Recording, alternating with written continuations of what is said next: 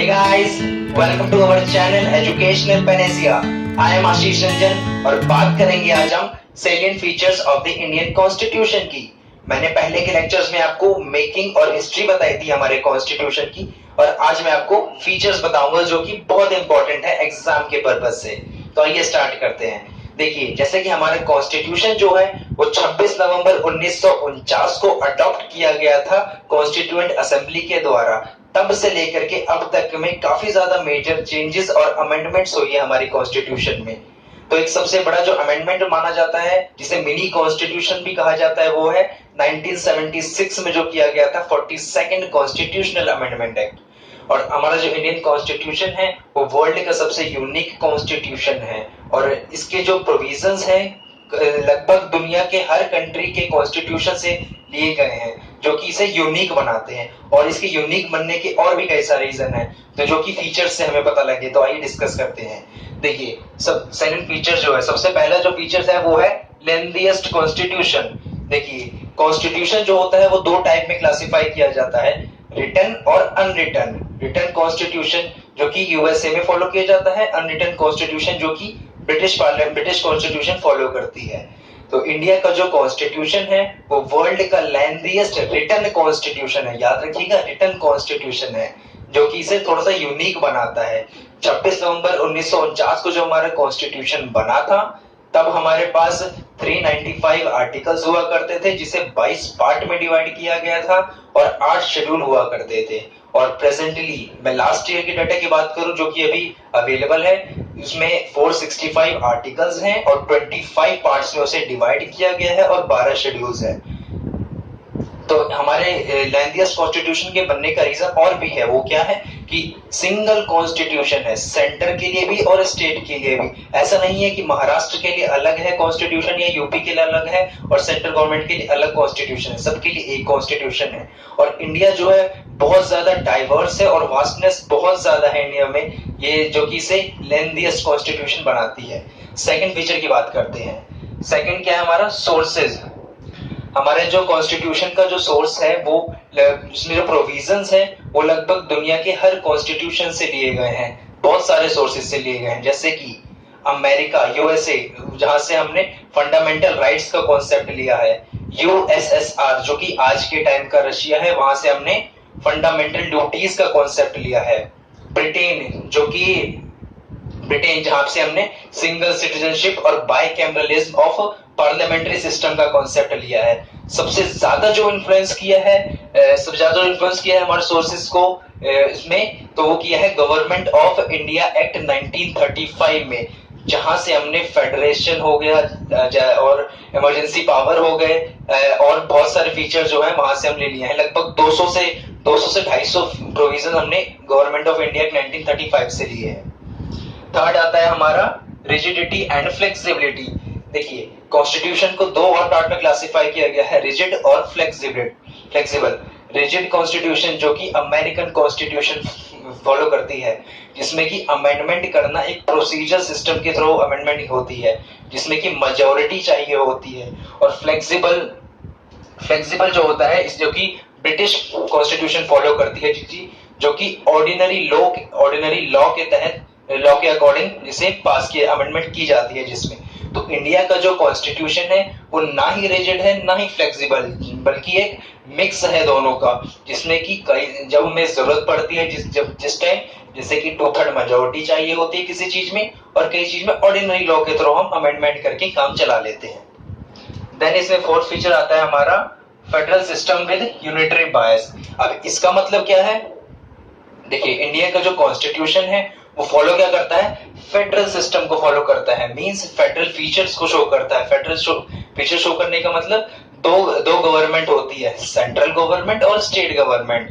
दूसरा इसमें ये होता है कि पावर्स जो होती है वो सेंटर और स्टेट दोनों में डिवाइड की जाती है, और इसमें सेंटर और स्टेट में डिवाइड की जाती है। और कई सारे हमारे इंडियन कॉन्स्टिट्यूशन में प्रोविजन है वो यूनिटरी बायस को शो करती है, मींस नॉन फेडरल सिस्टम को भी शो करती है। उसके फीचर्स क्या क्या हैं? जैसे कि इंडिया के अंदर जो सिटीजनशिप है वो सिंगल सिटीजनशिप है, डुअल सिटीजनशिप नहीं है।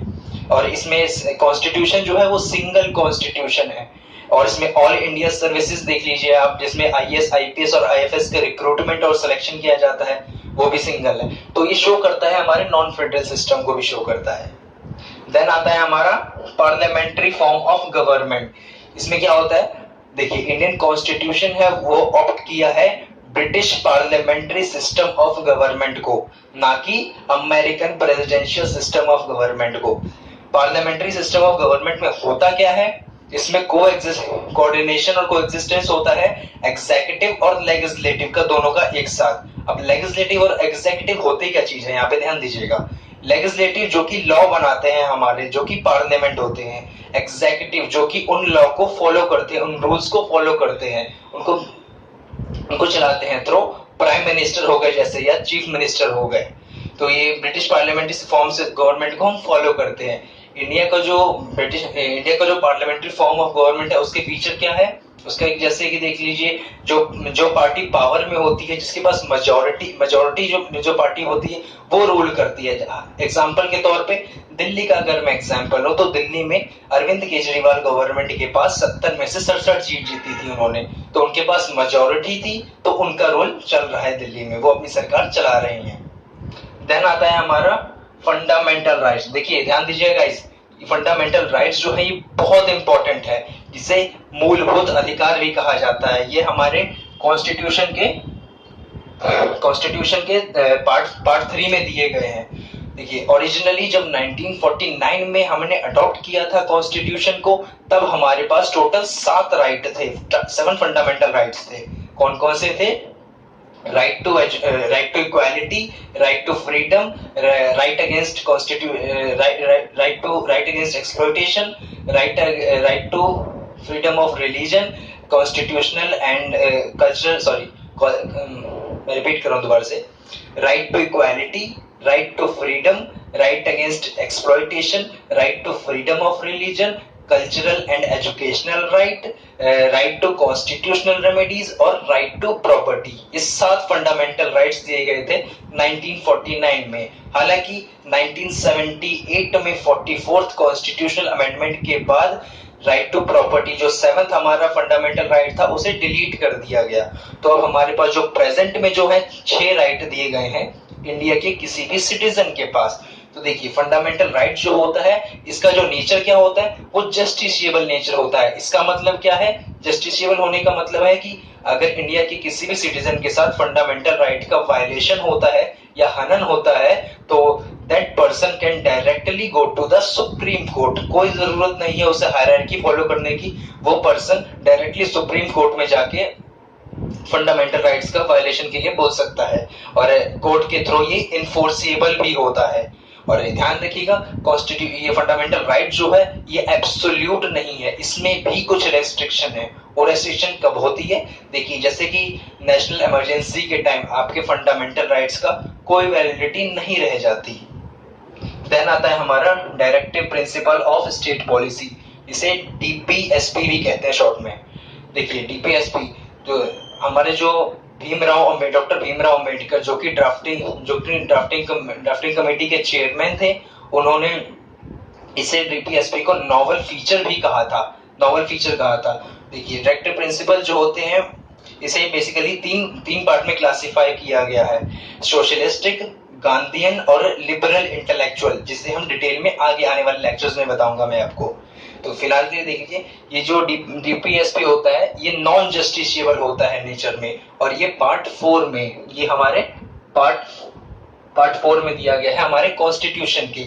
नॉन जस्टिसिएबल होता है मींस अगर आपके साथ वायलेशन होता है तो that means you can not go to the, मतलब कि आप इन्फोर्स नहीं कर सकते इसे कोर्ट ऑफ लॉ में।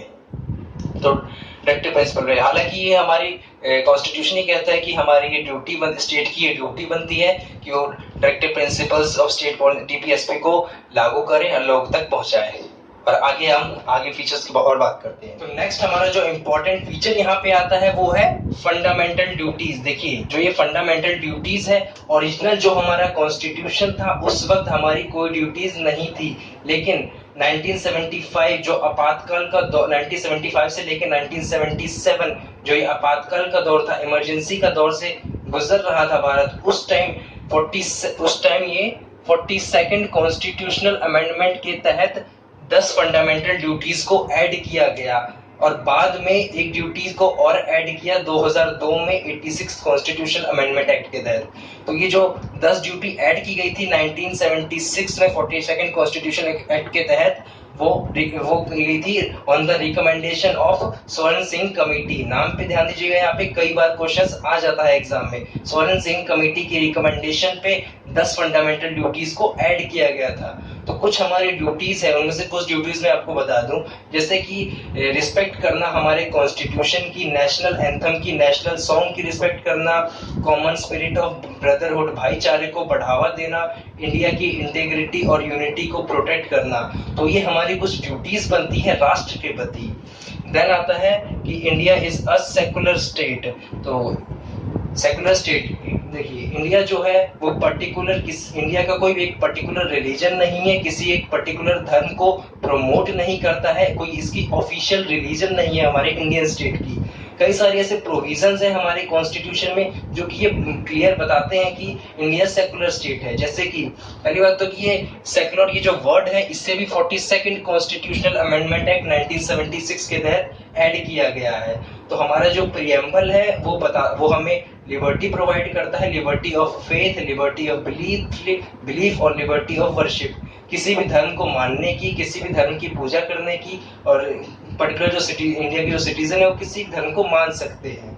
और कोई डिस्क्रिमिनेशन नहीं किया जाएगा किसी भी रिलीजन की, कि ये मुसलमान है तो इसके साथ डिस्क्रिमिनेशन करो, या हिंदू है तो इसके धर्म को ज्यादा प्रमोट करो, ऐसा डिस्क्रिमिनेशन नहीं किया जाएगा। और इंडिया के हर सिटीजन को इक्वल अपॉर्चुनिटी दी जाएगी पब्लिक एम्प्लॉयमेंट में, और कोई भी पर्टिकुलर रिलीजन को प्रमोट करने के लिए टैक्स नहीं लिया जाएगा, क्योंकि फिर ये सेकुलर स्टेट की प्रोविजंस को फिर ये रहेगा नहीं है। तो इसलिए सेकुलर स्टेट इंडिया को कहा जाता है। तो ये प्रूव होता है कि इंडिया का जो कॉन्सेप्ट है, पॉजिटिव कॉन्सेप्ट है सेकुलरिज्म का, कि हर रिलीजन को इक्वल ट्रीट करता है और पर्टिकुलरली कोई रिलीजन को बढ़ावा नहीं देता है। तो इंडिया एक सेकुलर स्टेट है। देन आता है हमारा यूनिवर्सल एडल्ट फ्रेंचाइज। देखिए इंडिया में जो वोटिंग है, वोटिंग जो होती है, वोटिंग का जो राइट है हर सिटीजन के पास, वो 18 या 18 साल से ज्यादा का कोई भी सिटीजन है इंडिया का, उसके पास वोटिंग राइट है, वोट करने का अधिकार है। तो ये वोटिंग जो राइट है ये 1989 में, उस टाइम 1989 तक ये 21 साल हुआ करती थी। 1989 में अमेंडमेंट करने के बाद 1989 में 21 से घटाकर 18 कर दी गई एज। तो 18 या 18 साल से ऊपर का कोई भी सिटीजन है वो वोट कर सकता है और चुन सकता है हमारे पार्लियामेंट के किसी भी को। देन आता है हमारा सिंगल सिटीजनशिप। देखिए इंडिया जो है फेडरल सिस्टम है, फेडरल सिस्टम होने के बावजूद इसमें डबल पॉलिटी एग्जिस्ट करती है, जैसे कि सेंटर और स्टेट दो चीज एग्जिस्ट करती है, लेकिन फिर भी यहाँ पे सिंगल सिटीजनशिप है, मींस कि इंडियन सिटीजनशिप है, यहाँ पे एक ही सिटीजनशिप रहेगी। अमेरिका की तरह नहीं होगा। अमेरिका में क्या होता है कि अमेरिका का अगर कोई सिटीजन है तो वो अमेरिका का भी सिटीजन है, और जिस स्टेट में वो रह रहा होता है उसका भी वो सिटीजन होता है। तो वहाँ पे डुअल सिटीजनशिप चलती है, और यहाँ पे सिंगल सिटीजनशिप को बताता है हमारा कॉन्स्टिट्यूशन। देन आता है हमारा इंडिपेंडेंट बॉडी। देखिए एग्जीक्यूटिव, लेजिस्लेटिव और जुडिशियल, ये 3 बॉडीज होती है। इसके अलावा भी एक बॉडी होती है दैट इज इंडिपेंडेंट बॉडी। कई टाइप की इंडिपेंडेंस बॉडी होती है, जैसे कि ECI means election commission of India, जो कि इंश्योर करती है फ्री और फेयर इलेक्शन इंडिया के अंदर। पार्लियामेंट का इलेक्शन हो गया या लेजिस्लेटिव असेंबली का इलेक्शन हो गया, प्रेसिडेंट का ऑफिस ऑफ प्रेसिडेंट का इलेक्शन हो गया, या वाइस प्रेसिडेंट का ऑफिस का इलेक्शन हो गया। तो ये इंश्योर कौन करता है? इलेक्शन कमीशन ऑफ इंडिया, और ये इंडिपेंडेंट बॉडी है। फिर आता है हमारा CAG, controller and auditor general of India, जो कि सेंटर और स्टेट के अकाउंट जो होते हैं उनको ऑडिट करता है, controller and auditor general of India. Then आता है हमारा यूपीएससी, जिसकी आप हो सकता है प्रिपरेशन भी कर रहे हो। तो UPSC union public service commission, तो ये रिक्रूट करता है सिविल सर्वेंट्स को, रिक्रूट करता है ऑल इंडिया सर्विसेज में रिक्रूट करता है। 3 टाइप की होती है, IAS, IPS and IFS, Indian administrative service, Indian police service और इंडियन फॉरेस्ट सर्विस। देन है हमारा अगला फीचर इमरजेंसी प्रोविजन। देखिए इमरजेंसी जो होती है वो लगाई जाती है किसी भी देश के अंदर, आपातकाल लगाया जाता है। वो किसे लगाया जाता है? किसी भी कंट्री को प्रोटेक्ट करने के लिए, उसकी सोवरेनिटी को प्रोटेक्ट करने के लिए, उसकी यूनिटी को प्रोटेक्ट करने के लिए। तो इंडिया में जो प्रोविजन है, वो इंडिया में जो इमरजेंसी है वो 3 टाइप की है: नेशनल इमरजेंसी, स्टेट इमरजेंसी और फाइनेंशियल इमरजेंसी। तो नेशनल इमरजेंसी कब लगाई जाती है? जब या तो किसी दूसरी कंट्री के साथ वॉर हो या आर्मी का रिबेलियन हो, आर्मी ने रिबेल कर दिया गया हो। देन आता है हमारा स्टेट इमरजेंसी। स्टेट इमरजेंसी तब लगाई जाती है या तो उस पर्टिकुलर स्टेट के अंदर किसी भी गवर्नमेंट की कोई गवर्नमेंट ना बन रही हो या कोई सरकार चलाने के मतलब सरकार वहां पे चल नहीं रही हो ढंग से। देन आता है फाइनेंशियल इमरजेंसी। फाइनेंशियल इमरजेंसी तब लगाती है जब फाइनेंशियली देश के अंदर आर्थिक जो स्थिति होती है देश की, वो खराब हो जाती है। फाइनेंशियल स्टेबिलिटी जो होती है वो खराब हो जाती है, या क्रेडिट जो होता है, उधार जो होता है वो बहुत ज्यादा बढ़ जाता है। तो ये हमारा फाइनेंशियल इमरजेंसी होती है। तो ये थे कुछ फीचर्स थे, इंपॉर्टेंट फीचर्स थे, सेलेंट फीचर्स थे हमारे इंडियन कॉन्स्टिट्यूशन के। देखिए ये सब फीचर्स हो गए। अब बात यहाँ पे आती है कि ये तो फीचर्स हो गए, लेकिन इस फीचर्स को ना कई इंडियन कॉन्स्टिट्यूशन को क्रिटिसाइज भी कई लोगों ने किया।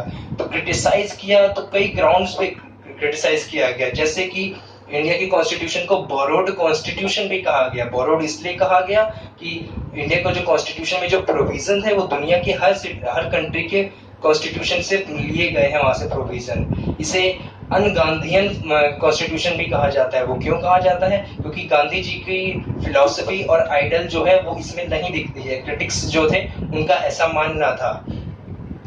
इसे एलिफेंटाइन साइज भी कहा जाता है कि इंडिया का जो कॉन्स्टिट्यूशन है बहुत ज्यादा बल्कि है, बहुत ज्यादा मतलब कि इसमें बहुत सारे प्रोविजन है, दुनिया के हर कंट्री के वहां से लिए गए प्रोविजन, तो बहुत ज्यादा बल्कि है। और तो ये सब बहुत सारे ऐसे क्रिटिसिज्म थे जो मतलब क्रिटिक्स ने किए थे। तो ये था हमारा साइलेंट फीचर्स और क्रिटिसिज्म। तो आई होप कि आपको ये वीडियो पसंद आई होगी, और नेक्स्ट लेक्चर में I will discuss union and it's territory and citizenship. बहुत इंपॉर्टेंट 2 चैप्टर्स हैं, तो मैं नेक्स्ट लेक्चर में आपके साथ डिस्कस करूंगा। तो इस वीडियो को लाइक करें, शेयर जरूर करें अपने दोस्तों के साथ, और सब्सक्राइब जरूर करें जिन्होंने अभी तक सब्सक्राइब नहीं किया है। नेक्स्ट लेक्चर के साथ मिलता हूं मैं। Till then take care, bye bye, thank you.